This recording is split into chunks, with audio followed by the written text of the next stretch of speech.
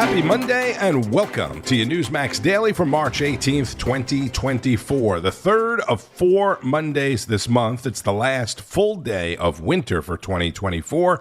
And if you're observing, it's the 34th day of Lent.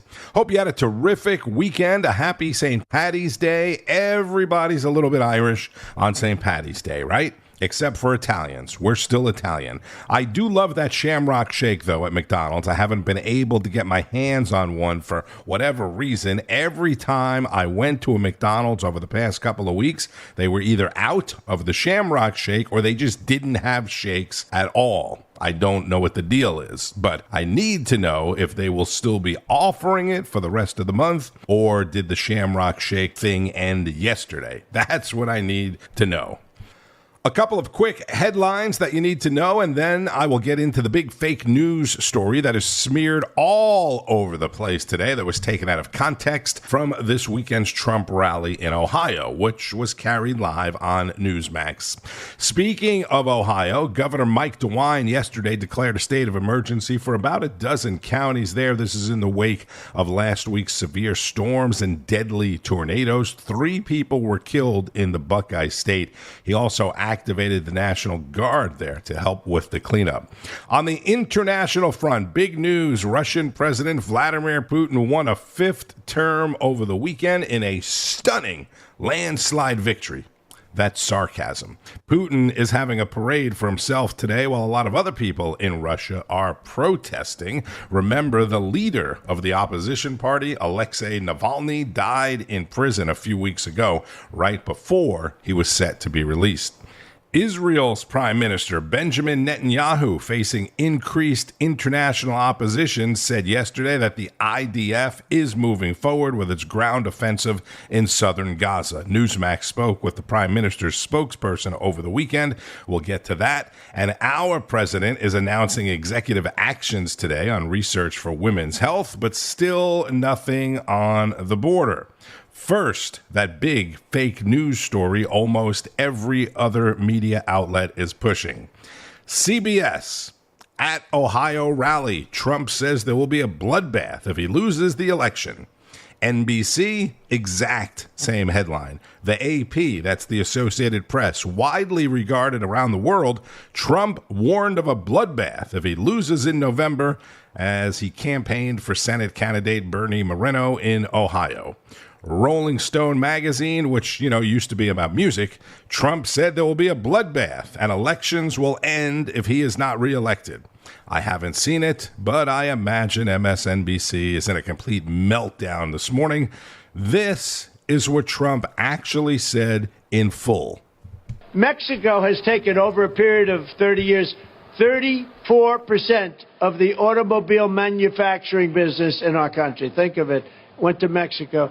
China now is building a couple of massive plants where they're going to build the cars in Mexico and they think that they're going to sell those cars into the United States with no tax at the border. Let me tell you something to China. If you're listening, President Xi, and you and I are friends, but he understands the way I deal, those big monster car manufacturing plants that you're building in Mexico right now, and you think you're going to get that, you're going to not hire Americans, and you're going to sell the cars to us. Now, we're going to put a 100% tariff on every single car that comes across the line, and you're not going to be able to sell those cars. If I get elected, now, if I don't get elected, it's going to be a bloodbath for the whole, that's going to be the least of it. It's going to be a bloodbath for the country. That'll be the least of it. But they're not going to sell those cars. They're building massive factories. A friend of mine. So Trump was talking about the influx of cars produced in other countries, putting tariffs on cars from China, specifically saying that won't happen if he isn't reelected. It'll be a bloodbath for the car industry if he isn't elected. Most reasonable people understood what he was saying and what he meant. Rolling Stone also said, quote, Trump repeats racist attacks on immigrants. If I had prisons that were teeming with MS-13 and all sorts of people that they've got to take care of for the next 50 years, right? Young people, they're in jail for years, and if you call them people, I don't know if you call them people. In some cases, they're not people, in my opinion, but I'm not allowed to say that because the radical left says that's a terrible thing to say. They say you have to vote against him because did you hear what he said about humanity? I've seen the humanity, and these are bad, these are animals, okay? And we have to stop it. We can't have another Laken. We have so many people. We have so many people being hurt so badly and being killed. They're sending their prisoners to see us. They're bringing them right to the border, and they're dropping them off, and we're allowing them to come in. And these are tougher than anybody we've got in the country. These are hardened criminals, and we've got hundreds of thousands of them. And we're not going to take it. We're just not going to take it. They are destroying our country. I'm telling you. He's the worst president we've ever had and the most incompetent president we've ever had. And he's also the most crooked president we have ever had. Donald Trump at the Buckeye Values PAC rally in Dayton, Ohio on Saturday. And this is former Department of Homeland Security advisor Charles Marino on Sunday agenda. No relation to me, by the way. Well, the reality is this. Nobody is being vetted coming from these types of third world countries because the vetting is only as good as the systems that you vet against. And the truth of the matter is many of these countries don't have systems or infrastructure where they keep track of people, or the countries don't share information with us like Iran, China, Russia. So we don't know any information about the people that are coming into the country, which means if they haven't been encountered by U.S. military or intelligence officials, we're not going to have a record of them. Now, as far as this impacting regular Americans, of course it is, because the elites are walking around with their government-provided security details. So they're not worried about this. They're separated from it. They're secured from it. So, look, if Americans have to handle, if somebody like a Laken Riley has to be killed over these policies, that is acceptable to the Biden administration. And he's proven this fact to the American people. So we're really on our own. And in your monologue, you brought up the case. States are having to take action. Florida and Governor DeSantis are going to have to protect their own state because the Biden administration has abandoned their federal responsibilities since day one. I don't know what else to call it. I mean, he's not upholding his oath of office. In general, the right arm of the Biden White House, it's MSDNC, it's CNN, it's all these left-wing publications. And of course, they're coming out. There's no such thing as cannibals, right? It's all hype by the right-wing media. You saw that article headline I mentioned.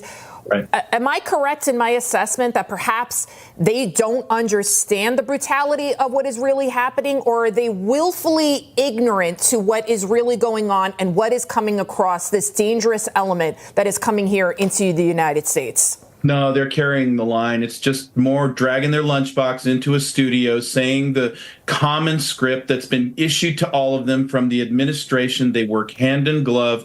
Let me tell you where that changes. We're about to see some really bad stuff in our cities. There's just no way around it. I don't see a reverse gear on this, and I'm not trying to fearmonger, but the cocktail just has all the recipe items in it. And so when some of the media types that have been towing this line find out that their own lives are vastly different just in getting to work, they might have a little problem with their integrity looking into a camera and trying to tell the American people something different than what we have already known for months. The administration is in violation of Article 4, Section 4 of the Constitution, and that is the responsibility to protect the states. The 10th Amendment there, in my view, the state's sovereignty or the state's rights should trump the administration until such time as they're back within the four corners of the Constitution. You're seeing Texas and Florida act on this, but I think that more states are going to have to start considering this, and maybe it's time for a constitutional sanctuary. Retired Brigadier General and NEWSMAX contributor Blaine Holt on Sunday agenda with Lidia Curunaj, who also took a look at the Biden administration's newest crisis and our newest problem, Haiti. This wave of illegals, it's about to crash even harder on our shores, with a surge of illegals expected now from Haiti. Check out this handsome fella right here. Jimmy Cherizier. He is the gang leader who says he's overthrowing Haiti's government over corruption. Jimmy goes by the nickname Barbecue. He claims it's from the fact that from his mom, whatever, I guess maybe he likes to, flip burgers? Although reports say it comes from his habit of incinerating his victims, his enemies, and then eating their flesh. Yeah, I wish I was making this up. He's a former cop. Barbecue was expelled from Haiti's police force over his involvement in numerous crimes, including a horrific massacre that left 71 people dead, 7 women raped, 400 homes torched, and he's now being sanctioned by the United States as well as the United Nations for his crimes. Yet, in typical Joe Biden fashion, our president has yet to do anything to help American missionaries now pleading for help. They're trapped there in Haiti due to the violence. Department of Defense officials are anticipating a surge of Haitians coming here. Check out this pivotal moment with Congressman Gates. The gangs are in charge. The government has been thrown out. And as a Florida man, I'm deeply concerned about this wave of people that we are having coming from Haiti. We are alert to that possibility. I think you're right that the driving conditions in Haiti could very well press more people. Of course they're coming. Can you really blame people from wanting to flee from being flambéed?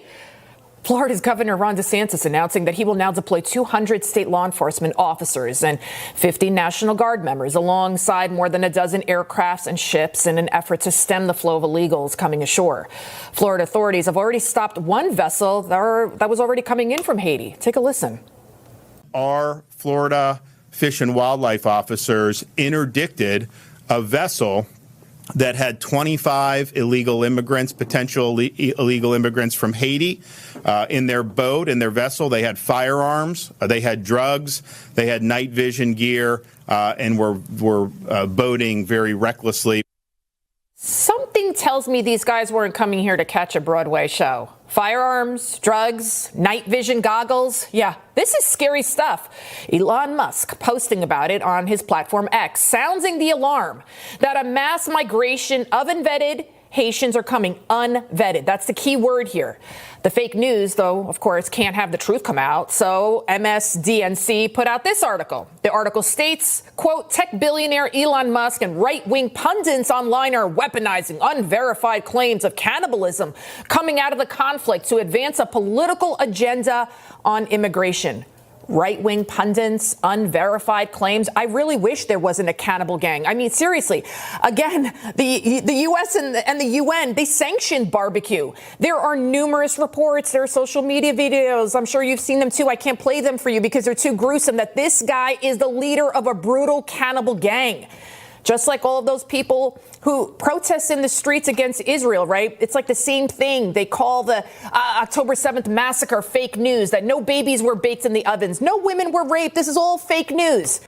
That's NEWSMAX host Lidia Curunaj on Sunday Agenda. By the middle of this week, the end of this week, people who are not paying that much attention will start asking, what's going on in Haiti, right? What's this whole Haiti thing? It's not a new thing.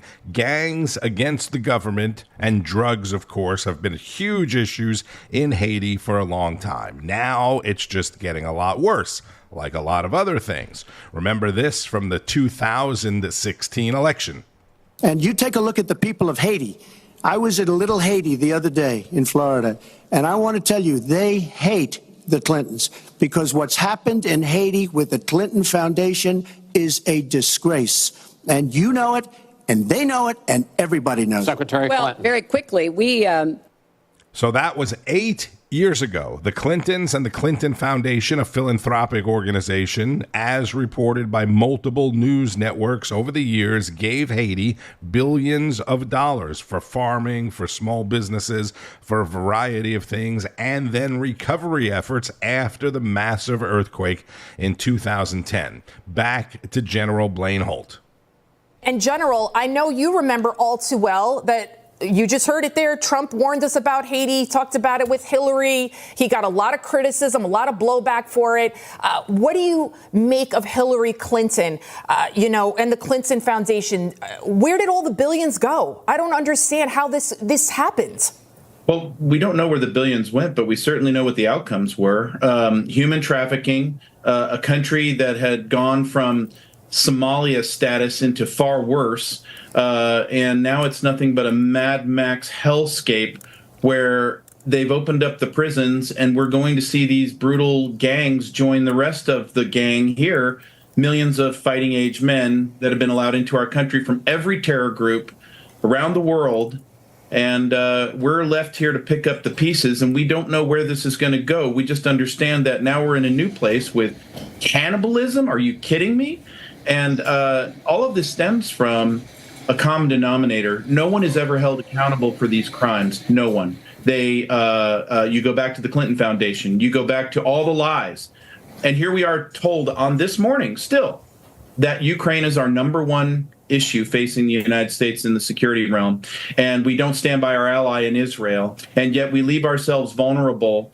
And Governor DeSantis, God bless him, that's not nearly enough that he's going to have to put up on that border to defend his state, because bad stuff is coming. This is just a bus stop on the way to a dumpster fire. Again, that's retired Brigadier General and NEWSMAX contributor Blaine Holt on Sunday Agenda. So President Trump mentioned Little Haiti in that cut. I want to mention this before Governor Ron DeSantis gets put into the spin machine, okay? Florida, South Florida especially, has several huge Haitian communities. The governor and the people are not going to be opposed to Haitians that are actually running for their lives, but he is going to fight like heck against Haitian gang members with weapons and drugs like the ones that were stopped last week. General Holt mentioned Israel and the hostages. Tom Basile, host of America Right Now on NEWSMAX, that's Saturday mornings at 9, spoke with Prime Minister Netanyahu's spokesperson, Tal Heinrich. You remember very well that right after 9/11, when Osama bin Laden and radical Islamists attacked the United States, the civilized world closed ranks and rallied behind the United States. Right. And President George W. Bush back then, he said, it's either you're with us or you're with the terrorists. 20 years later, we asked the same question. Yeah. Chuck Schumer may have his opinions, but how did the people of Israel see the prime minister's prosecution of the war against Hamas and the way that he has so far handled the situation?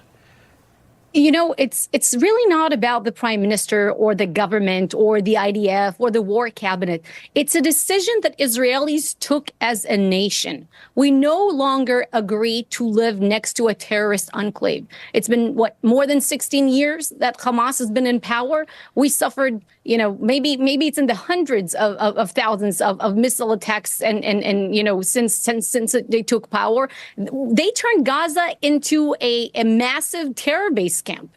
That's what it is. And after October 7th, we simply say no more. A recent U.S. intelligence assessment was made public, and it suggested that the prime minister is in jeopardy of being ousted. This, again, appears to be an intentional effort to weaken Benjamin Netanyahu's political position while he tries to fight and win this war. Your reaction to that U.S. intelligence assessment? So I'll tell you that here in Israel, we're not dealing with politics right now. Really, if you come to this country, what you'll find is national unity. We're all mobilized, being part of this national effort against the pure evils of Hamas. And why is that? Because when they targeted us on October 7th, when they butchered, murdered, raped, and whatnot, they didn't care who voted for what party, who was for judicial reform, who was against the judicial reform. So we're all in this together, and we'll leave politics for another day. Tal Heinrich, spokesperson for Israeli Prime Minister Benjamin Netanyahu on America Right Now with Tom Basile. I mentioned President Biden back in the open. He's signing executive actions today on research into women's health. The administration says it's looking to invest $200 million towards new women's health research in 2025. The White House says the order is a direct result of last month's Alabama Supreme Court's ruling on IVF. Today, the U.S. Supreme Court is hearing arguments in a case that accuses the Biden administration of violating free speech rules by coercing social media companies to remove misinformation about the COVID-19 pandemic. A lower court had sided with the suit that was brought by the attorneys generals of Missouri, Louisiana, and others. If the High Court upholds that ruling, the White House would be blocked from contacting social media companies. What happened in the past is a huge thing. What could happen in the future would also be huge. Elon Musk, in fact, has been tweeting a lot about this over the last 24 hours or so. If you follow Elon, you may want to check that out. My X account, I will say, is not as exciting and as prolific as Elon Musk's, but you can follow me as well at radio_Marino. Secretary of State Antony Blinken is in South Korea today for something called the Summit of Democracy. Our competitors, our adversaries, are using disinformation to exploit fissures within our democracies by further sowing suspicion, cynicism, instability, pitting one group against another. It's the third meeting for the Summit of Democracy. And on Wall Street, interest rates taking center stage again this week. The Federal Reserve's Open Market Committee two-day meeting will begin tomorrow. It'll end with comments from Fed Chairman Jerome Powell on Wednesday. That is the day to watch. Jerome, the profit killer Powell. For now, most analysts are expecting that at least one interest rate hike will happen before the summer. This morning, markets did open in the green after two straight losing weeks on the S&P 500. A lot of tech stocks like Tesla and Nvidia bouncing back. Keep up with all the news today and tonight on Newsmax, available on most major cable systems. And make sure you're getting the new Newsmax Plus. Simply go to newsmaxplus.com and get signed up. You can get a free trial. It includes all of your favorite shows and hosts: Rob Schmidt, Eric Bowling, Greg Kelly, Greta Van Susteren, Bianca De La Garza, Carl Higbee, Wake Up America, and more, with fantastic analysis from people like General Blaine Holt, Governor Mike Huckabee, Carrie Lake, Alan Dershowitz, and more. Thank you for checking out the Newsmax Daily. Appreciate it. Continue to share it with your friends and family. I'm Tony Marino. Enjoy the rest of your Monday and keep on fighting the good fight. News breaks every minute, every day. You need the app, the Newsmax app. Find it free on your smartphone store. Then watch us anytime, anywhere.